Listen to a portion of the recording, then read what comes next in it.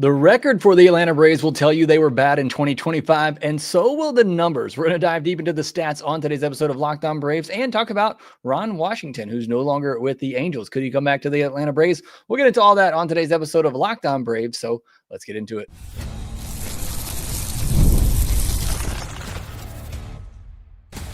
You are Locked On Braves, your daily Atlanta Braves podcast, part of the Locked On Podcast Network, your team every day. Hey, welcome back to Locked On Braves, part of Locked On Sports Atlanta, where we cover your favorite Atlanta sports teams each and every day. I'm your host, Jake Mastroianni. You can follow me on social media at shortstopball. Check out the podcast there at LockedOn_Braves on X and Locked On Braves on Instagram. If you're new and you're watching this on YouTube, do me a huge favor, hit that subscribe button. We're about 90 subscribers away from 15,000, trying to get there by the end of the World Series. So if you can hit that button real quick, do me a huge favor. I would greatly appreciate it. You can help others find us so they can hit that button. Just hit the thumbs up button, leave a comment down below. It's a lot of buttons right there. I promise it's not too much. Doesn't take you a lot of time, but it helps me out a ton when you do those things. And then on the audio side, you can help out too. Just leave a 5-star review on Apple, Spotify, or wherever you get your podcast. Thanks so much for making Locked On Braves your first listen of each and every day. Today's episode, we're going to dive into the stats from 2025. I know you probably don't want to talk about them, but we're going to anyway. What exactly went wrong with this team? Was there anything good to take away from the 2025 season? We'll get into all of that. We'll also talk about Wash later in the episode as well. The Angels won't be bringing him back. Could that be a return? Could there be a return to Atlanta for Wash in some capacity? We'll discuss that in the final segment of the show. Today's episode is brought to you by Game Time. Download the Game Time app, create an account, and use code LOCKEDONMLB for $20 off your first purchase.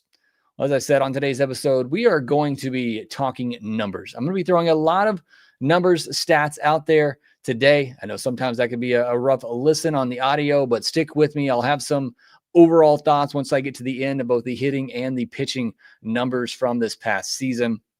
But we're going to start out with the hitters, and we're going to look at the base stats to begin with. They were 13th overall in runs scored, so half the league. That's 20 more runs than last year. So definitely an improvement offensively in terms of runs scored.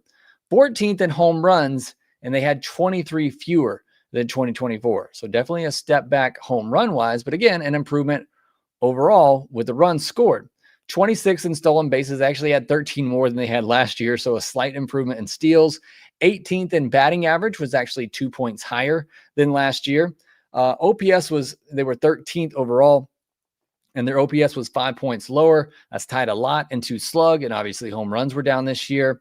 17th most strikeouts. They had 90 fewer strikeouts than they did in 2024, and they had the third most walks, 90 more free passes than they had in 2024. It's kind of crazy to see 90 fewer strikeouts, 90 more walks in 2025. And those are just your base numbers. So you just take a look at that, and it's a mediocre offense. It's somewhere in the middle of the pack, 14th, 15th, 16th best offense in baseball. I would say that's probably what the Braves were overall in 2025. And I think if they were that offense from beginning to end and had the pitching stayed healthy, it would have been a postseason team. But we're going to look at it here in a second. These were pretty different numbers from the first half to the second half for the Atlanta Braves. To see PJ's Braves saying more steals. Yeah, they actually had more steals this year. Remember, Acuna was hurt for a lot of last year. Profar chipped in. A lot of guys chipped in with some steals here or there. It's still, they rank 26th most. They're still not taking advantage of that like other teams are with the new rules. Now, you look at the advanced stats, the advanced metrics for the Atlanta Braves. They were 14th in WRC+. So again, that probably tells you very middle of the pack offensive group. 7th highest average exit velocity, 11th in barrel rate, 10th in hard hit rate, 15th highest expected batting average. It was 7 points higher than their actual, and they were 8th in xWOBA. So the advanced stats would tell you that this was more closer to a top 10 offense based on the type of contact that they were making. Barrel rates, obviously, what's going to lead to a lot of hard hits, which is going to lead to a lot of hits, a lot more home runs generally. But that didn't happen necessarily this year for the Braves. But they did continue to, be at least a top 10 team in making hard contact. So just again, advanced stats, overall stats would tell you it was probably 14th, 15th best offense. Advanced stats would tell you it was more like a 10th, 11th, 12th best offense in the league. Want to look at first half or second half though, because this was a tale of two halves for both the offense and the pitching. The first half offense ranked 21st in average, 15th in home runs, 20th in OPS, 10th in walk rate, and 21st in strikeout percentage. Second half offense ranked 12th in batting average, 11th in home runs, 9th in OPS, second highest walk rate, and the 6th best strikeout rate. It was a drastic difference between the first half and the second half, and I'll get into more of that here in a moment, but I also want to get to more situational stats, because one stat I think a lot of people look at for 2025, and actually one of the comments we got from somebody on social media pointed to this, was runners in scoring position. So overall, the Braves had the 13th most plate appearances with runners in scoring position. So they had a good amount of at-bats or plate appearances with runners in scoring position. And that's what you want. You want to have those at-bats. But they were 16th in batting average. Certainly not great, but probably not as bad as many of you thought. They had the 13th highest strikeout rate, or however you want to look at that. 13th highest strikeout rate, the second highest walk rate, but they were 22nd in slug with runners in scoring position. Hardly any power with runners in scoring position. They were 13th in WRC plus with runners in scoring position, 25th in sac flies, just not doing the small things, 13th in runs scored with runners in scoring position. So again, it felt bad with runners in scoring position, and it was really, really bad early on in the year. But as I told you then, that stuff normally will level out as the season goes on. And I think we saw that with the second half. And that's why you see overall the numbers with runners in scoring position this year were actually just kind of mediocre, which was what this offense was this season, was mediocre. So I think that number ultimately evened out, but it was dreadful in the first half of the season. Now, what do these numbers tell me about the 2025 offense? Overall, I think this offense was slightly better, but still pretty mediocre. And it's better than 2024, but remember, 2024, you lost pretty much everybody. You lost Acuna, you lost Riley, you lost Albies, you lost Michael Harris for parts of the year. You lost a lot of your players in 2024, which is a big reason why the offense was down. This year, they still lost some players. You didn't have Acuna the first 2 months. You didn't have Jurickson Profar for the first 2 to 3 months. You missed a lot of time at the end of the year with Austin Riley. So you still had some pieces that you were missing throughout the year, but it was still just a pretty mediocre offense. We were expecting them to be back into a top 5 offense in baseball. And as I said earlier, it was also a tale of two halves. They were around 20th overall offensively in the first half, and they were more like a top 10 offense in the second half, which again led to them being right there in the middle overall. Could the second half, could that mean that the more patient approach that we believe Tim Hires tried to implement, it took them a while to adjust to that? Could that be the reason for, the upward swing in the second half? Or could it be attributed to the fact that you had Ron Acuna Jr. for most of the second half? You had Profar back for most of the second half. And is that the reason why you saw better offensive numbers in the second half? Could it be that, those warm months, we finally started to see some more home runs in the second half? Like I said, they were 11th in home runs in the second half. They were just 15th in the first half. Could that, so I think that's still a question that needs to be answered. Was it the Tim Hires approach just taking longer than we had hoped for those guys to be able to implement? Or was it just they had some better players? They had Ronald and Profar for most of the second half. They sacrificed a lot of home runs this season for what I think was an approach change to be more patient, to take more walks, to get on base. And as a result of that, it worked. They had the third highest walk rate in all of baseball, but they didn't gain an average. And even though the second half batting average ranked higher, it went from a 243 batting average to a 248. Not a drastic difference, but it was better. Their strikeout rate from first to second half was 1.3 points better. Their walk rate was 1 point better. And that doesn't sound like a lot, but a lot of at-bats, a lot of plate appearances in there, and that can be a big difference, as you saw in the rankings, taking their walk rate from 10th all the way up to 2nd, taking their strikeout rate from 21st all the way up to 6th. So those numbers, while they don't seem huge, did make a big difference. And like I said, the questions that I still have for this offense is, was the second half improvement, was that just players finally adjusting to the more patient approach? Or is it just that they had really good players back and healthy? And if it's the former, if it was just taking them a while to adjust to that approach, could they be even better than that with Tim Hires again in 2026 with everybody bought into that approach? Here's my second question, the question that it was my first or second, I think, biggest talking point for the second half, or what I wanted to see answered in the second half, is what is the identity of this offense? And I don't think I ever truly got that.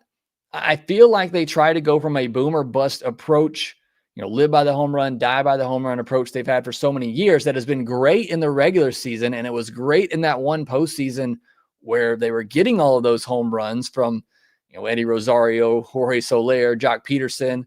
It was great. But it also, I think that approach led to them quickly bowing out in the postseason and struggling so much to score when you're facing the best pitchers. You're facing Zach Wheeler, Ranger Suarez, the best relievers coming out of the bullpen, Michael King, Dylan Cease. You're facing the best pitchers in the postseason. You're not always going to get that home run ball. And so I think they wanted to adjust that. And I think rightfully so, to become a more well-rounded offense.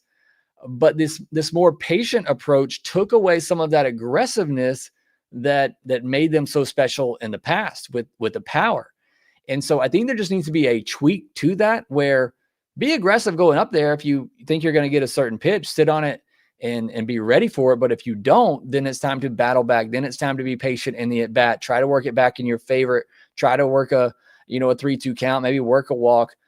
And I don't think there were enough players that adjusted to that this season. So I still don't really know what the identity is. Their on-base percentage was 11 points higher. The more patient approach did work to getting on base more often and getting more walks, but it didn't necessarily lead to a higher average. And it didn't help in the strikeout department either, at least until the second half of the season. But again, is that because you were using Drake Baldwin more, who had a lower strikeout rate, struck out 15% of the time. Jerison Profar struck out 16% of the time. Even Hassan Kim in the final month struck out 16% of the time. Is that a bigger reason for the difference in the second half? I do think strikeouts overall, they did a better job of. Only Sean Murphy and Austin Riley had strikeout rates over 25% this year. Last year, they had 6 such regulars with a strikeout rate of over 25%. So I do think they made strides in the right direction, but it just wasn't enough. And I think if you make that minor change in your game plan, where you still go up there and you can be aggressive early if you think you're going to get a particular pitch, but if you miss it and don't get it, then you go with that patient approach. Then you battle and try to work the count instead of just going up there. We're going to take the first pitch no matter what. Oh, that's a fastball down the middle. That's the best pitch I'm going to get the entire at bat. There was too much of that going on. So I think if you can just add that element to what they did in 2025, I think this can be a really good and well-rounded offense. The other part of this is that if you're going to be less powerful, more contact-oriented, more on-base dependent with the walks, fewer strikeouts, but less power, you got to know how to do the small things. And this team is awful at the small things. They are awful at moving runners over. They are awful at base running, which I'll give you a number on that here in a moment. They're awful at doing the little things. So if that is going to be what the identity of this offense is going to be, they have to improve in those areas. So those are my overall thoughts on the offense in 2025. I like where they're going. They just didn't quite get there quick enough this year, but I think it could be a good thing down the road. You add in those couple of elements that I talked about, still hunting your pitch early in at bat, doing the little things better, moving guys over, bringing that runner in from third with less than 2 outs, stealing some bags here or there, playing some small ball. I really think this could be a really good offense again in 2026. And of course, being healthy will certainly help. All right, next we'll get to the pitching side of things, which some of the numbers in the first half might actually surprise you. We'll get into that here next. There's nothing like catching a baseball game alive. The energy, the crowd, the chance to see your team in person, but actually getting tickets, that's the tough part. Queues, login screens, surprise fees, it takes all the fun out of it. That's why I use Game Time, the app that gives the advantage back to fans. Game Time is fast, easy, and backed by the Game Time guarantee. You'll always get 100% authentic tickets delivered on time and at the best price. Plus, all fees are included, so the price you see is the price you pay. The app made it super simple. You could even see the exact view from your seat before buying. I'm getting ready to go to a football game this weekend. I'm going to take my nephew, don't tell him, to a football game this weekend. And I'm checking out Game Time every day, trying to get the best prices. And it's so easy to use the app. And I love that the price you see, it's the price you pay. I used Game Time to go to a Braves game at the end of the season, bought tickets last minute, got some seats down in the bottom section for a really good deal. So I love using Game Time. It's all I use right now when I buy tickets. Download the Game Time app, create an account, use code LOCKEDONMLB for $20 off your first purchase. Terms apply. Again, that's promo code LOCKEDONMLB for $20 off. Swipe, tap, ticket, go. Download Game Time today.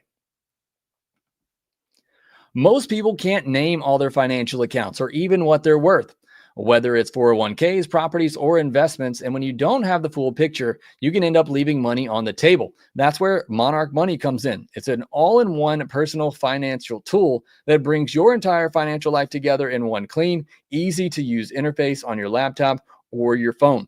In Monarch, it does all the heavy lifting for you. You can link all your accounts in minutes, see clear data visuals, get smart categorization of your spending, and finally feel in control of your money without ever touching a spreadsheet. Me and my wife just got done sitting down, putting together our budget for the month of October, and we use the Monarch Money to do it. We get on the same page. We know exactly where our money is going. It has been great for our relationship, and it'll be great for you too. It's a budgeting app, again, for couples and independent goals. You can track your progress and everything that you have going on spending wise each and every day and each and every month as well. So don't let financial opportunity slip through the cracks. Use code LOCKEDONMLB at monarchmoney.com in your browser for half off your first year. That's 50% off your first year at monarchmoney.com with the code LOCKEDONMLB. Again, thank you so much for making Locked On Braves your first listen of the day. Go check out Locked On MLB for your second listen. Sully and the guys on MLB Game Night to get you caught up from all the action happening in the postseason. We got 2 more episodes coming your way this week, including our mailbag episode on Friday, so get your questions ready for that. But let's jump into the pitching numbers here. We'll do overall, and then we'll split it up between reliever and starters. Overall, 22nd in ERA. That was a 3.58 ERA in 2024. 4.08 ERA in the first half this year. And I give you that first half number because the second half was atrocious, but that just shows you kind of where even the first half was compared to last year, which last year in 2024, I guess I have to say 2 years ago now, in 2024, that was an amazing season by the starting staff. You couldn't really expect to duplicate that, but even the first half group from this year wasn't really all that close. But overall, for the entire season, 22nd in ERA, 20th in WHIP, 9th most strikeouts, but 19th most walks and 19th in batting average. So overall, really about the 20th best pitching staff in baseball. You break it down as relievers, they were 19th in ERA. They had the 9th best xERA, though. 11th in WHIP, 15th in K per 9, 14th in walk per 9, 8th in batting average, but had the 8th highest home runs per 9. They really got hurt by the home run ball this year. A lot of that was early on Raisel Iglesias. But I think outside of that, and you look at the numbers for the relievers, I think they were fine this year. We put a lot of blame on the relievers. And like I said, the first half and the struggles of Iggy and having Hector Neris being the setup guy you go to on opening day, there certainly were some issues with the bullpen, and there certainly were some issues with the way that Snitker managed the bullpen early on in the season that didn't help. But I think overall, the bullpen was actually kind of fine. Again, my expectations weren't high for that group, and it wasn't great by any means, but you're looking at probably a middle of the pack bullpen.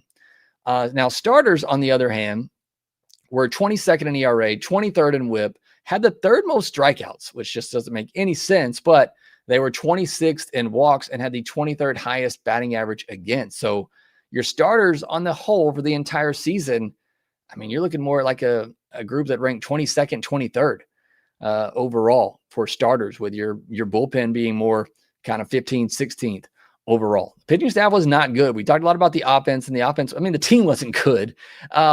but really the pitching wasn't that great either. And you break it down first half, second half, certainly for the pitching because of all the injuries in the second half. But even then, first half, they were 19th in ERA. They were 16th in WHIP. They had the second most strikeouts, but they had the 23rd most walks and 16th highest batting average again. So even if you say maybe they were a little bit unlucky in that first half, it was still kind of a middling starting rotation in the first half, which is kind of crazy to say because when you look at the numbers, Schwellenbach had a 309 in the first half, Sale a 252, Holmes, 381, Strider 394. Those are both up there. AJ Smith-Shawver 386, Elder 565, Fuentes 3.85. So you see Schwellenbach and Sale really did their job in the first half, but the other guys really pulled up that ERA in the first half with, Holmes being the lowest of that group at 3.81. You look at the second half, they ranked 24th in ERA, but it was a full run higher than their first half ERA. They were 26th in WHIP, still getting pretty good number of strikeouts. They were 15th in strikeouts, but 28th most walks, 27th in batting average against. It was dreadful in the second half. And you look at guys who pitched in the second half, Sale led the group with a 2.93 ERA, but that was in just 5 games started. And Waldrop was second with a 3.02 ERA, but that was just in 9 games started. So just 14 starts between those two guys in the second half, and everybody else had a 4.93 ERA or higher in the second half, and that 4.93 ERA came from Bryce Elder.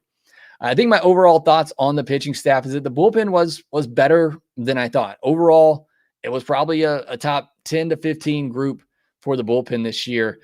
And then just a lot of ups and downs. Like nothing this year seemed to be good at the same time. Like either the offense was good and the pitching was going through a bad stretch or vice versa. And you even look at it for the starters themselves. While Sale and Schwellenbach had good numbers overall, Sale had that rough start of 4.75 ERA in April. That's not terrible, by normal standards, but obviously we expect a lot from Chris Sale. So he had a bit of a rough stretch before he got going. And then obviously he eventually got hurt. Schwellenbach had that 4, 5, 6 rough stretch that he had at the end of April, beginning of May. So he had a bit of a rough patch. I know pitchers and hitters, they're all going to have their ups and downs throughout the season, but it just felt like some of these guys, Strider, had that really tough stretch in the second half. Elder was dreadful in the first half, but amazing down the stretch. It felt like nothing was consistent, and it felt like there were some huge peaks and valleys for our pitchers throughout the season. Instead of having maybe one blow up start here or there would be a stretch of just 3 or 4 bad starts in a row. And I think that's what ultimately led to the numbers that we have. But I think if you just look at one thing from the pitching staff this year to tell you all you really need to know, Bryce Elder led the team in games started and innings pitched. That's really all you need to know about the pitching staff in 2025. Now, I'm not at all worried about these guys if healthy in 2026, but you got to go out and get more depth in both the rotation and the bullpen to deal with injuries that you're going to have. But if this group were healthy, except for maybe the bullpen, still, I don't feel great about the bullpen going into next year, but certainly the rotation, I would feel really good if I knew all those guys are going to stay healthy all year, but that's not going to be the case. A couple of other numbers and get some of your comments, and then we'll talk about the postseason and Ron Washington. At least in terms of Fangraphs base running rate, the Braves ranked 25th. Again, awful at base running. Got to improve that, especially if they're going to go into this more contact over power approach, on base approach. Defense, they ranked 16th on Fangraphs defensive rating, 17th in outs above average, 17th in fielding run value, 10th in DRS. So, kind of a top 10, top 15 overall offense. They were towards the bottom and at second base and right field. Everything else was top half except for center field. They had the Braves ranked center field at 19th overall in fielding run value, which, as I tell you on here all the time, I don't put a ton of stock into defensive metrics, and that should be another example for why. But obviously, you watch the Braves, they were weak defensively at second and in right field, but they were great behind the plate. They were great at shortstop. They were great in center field. They were great at first base and even third base. Riley was good early on, then he started to falter, but then I thought Nacho was great when he took over there. So I think the Braves were really good defensively in a lot of areas this year. And then 1-run losses. I mean, you can't talk about 2025 Braves without talking about the 1-run losses. 35 of them, 21 and 35 in 1-run games, really killed them. And I've said it on several podcasts over the last couple of days. There was a reason for those 1-run losses. Now, that is an insanely unusual amount of 1-run losses. That's typically going to even out a little bit. But there were reasons they lost those 1-run games. Struggling with comments there or sentences. Next, I'll get into some of your comments, or we'll just do that now, and then we'll get into the postseason and watch. Michael said 7.16 runners left on base. I don't know where you got that number from, but I'm going to take you at your word. And Michael said that ranked dead last in Major League Baseball, and it doesn't surprise me. Braves left a lot of runners on base. John Saunders said batting average with runners in scoring position. We talked about that one. It wasn't actually as bad as you might have thought, John. And then Jerry Temple said the total number of players used. The Braves used 71 players this year, which broke the record for the most players used in a season. 46 of them were pitchers. And when you have to use that many players in a season, something has gone terribly, terribly wrong. I still say you can't blame the season completely on injuries, but it definitely did not help. All right, next we'll get into the postseason matchups we saw on Tuesday, as well as the news of Ron Washington not coming back with the Angels. Could he be with the Atlanta Braves next year? We'll talk about that here next. The NFL season and MLB postseason is here, and FanDuel is making sure you're ready for kickoff and first pitch with a can't-miss offer. Right now, new customers can bet just $5, and if your bet wins, you'll get $300 in bonus bets to use across the app. FanDuel allows you to bet the way you like with player props, building same-game parlays, or even jumping in live as the action unfolds. It makes every game just a little bit more exciting, whether you're watching your team or just keeping an eye on your fantasy lineup or the postseason races. You can see all the odds over there, the World Series favorites. Last I saw, it was the Philadelphia Phillies, them and the Dodgers, the two favorites going in. But I think this field's pretty wide open. It wouldn't surprise me if a number of teams won the World Series this year. Obviously, only one of them can do it, but would surprise me if any number of 7 or so teams, I think, that are in the postseason, that one of them could win it.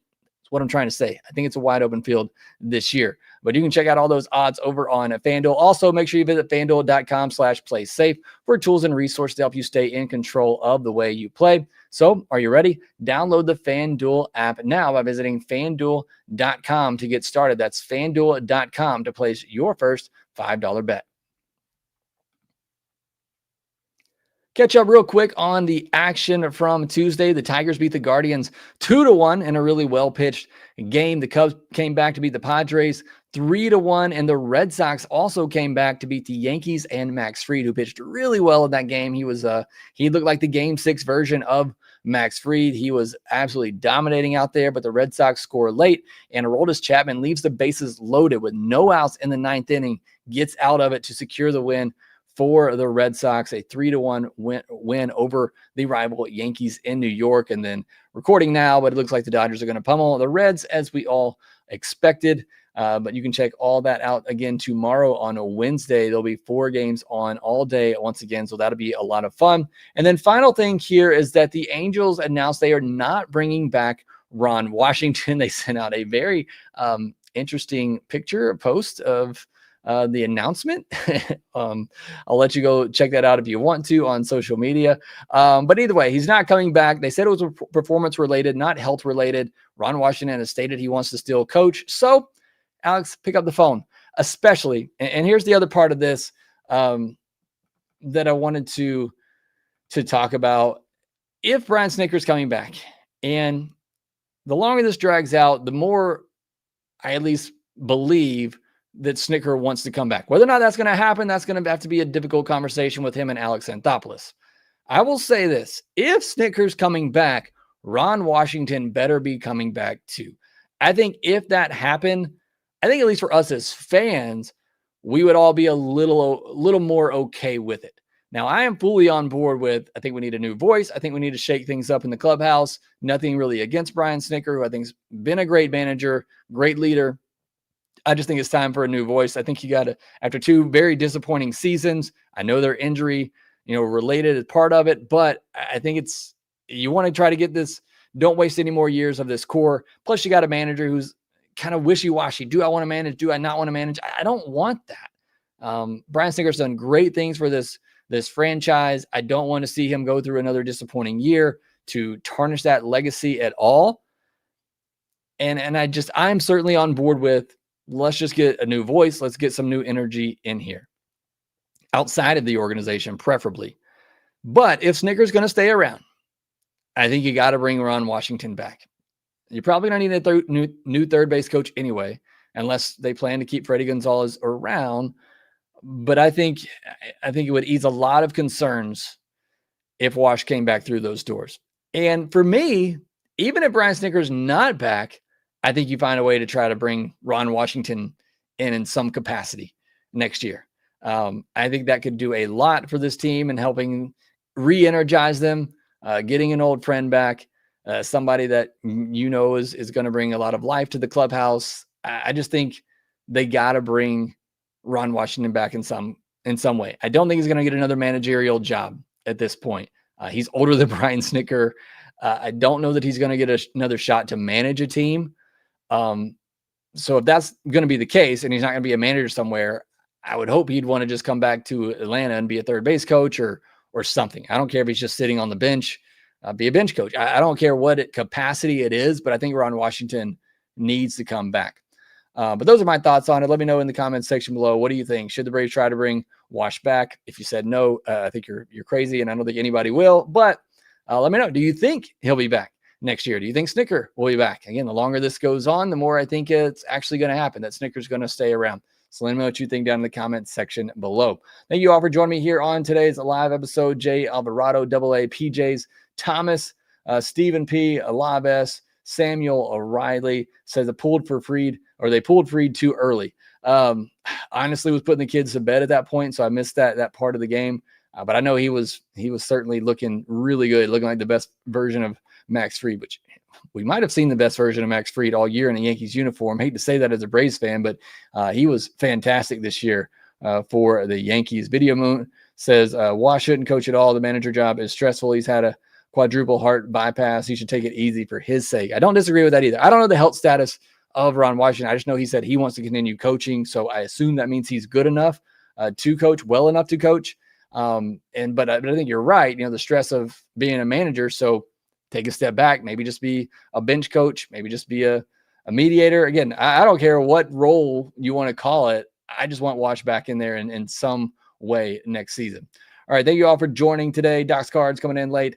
I appreciate you joining here. Make sure that y'all hit that thumbs up button, subscribe button, leave a comment down below. Make sure that you rate, review, and subscribe to the Locked On Braves podcast wherever you get your podcasts, and I will talk to you next time.